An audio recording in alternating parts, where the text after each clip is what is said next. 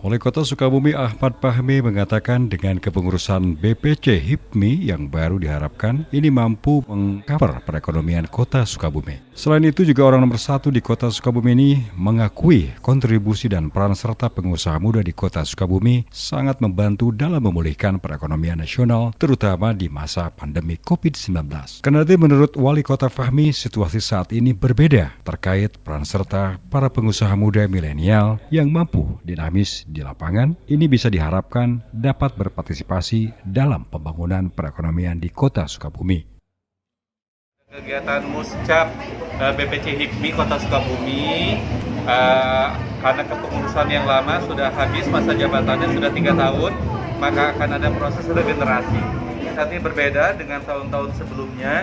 Tentunya dibutuhkan para pengusaha-pengusaha milenial, para pengusaha-pengusaha yang mampu agile, dinamis di lapangan, dan harapan kita mereka anak-anak muda ini berpartisipasi. Sedangkan menurut Ketua BPC HIPMI Lama Raden Kusumo Hutaripto mengatakan dengan regenerasi kepengurusan BPC HIPMI yang baru ini diharapkan bisa melanjutkan program HIPMI selanjutnya dan bisa juga merekrut para pengusaha muda yang belum tergabung dalam HIPMI.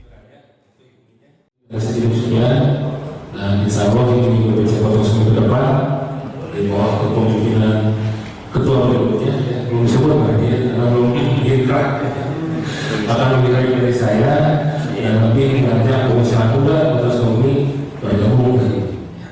Sementara itu, menurut Ketua BPC HIPMI Kota Sukabumi terpilih Haji Nurul Zaman Hadi mengatakan para pengusaha muda Kota Sukabumi yang tergabung di HIPMI ini bisa diharapkan ikut bersaing dengan pengusaha-pengusaha lainnya untuk mengembangkan usahanya minimal bisa mempertahankan aset yang ada di Kota Sukabumi.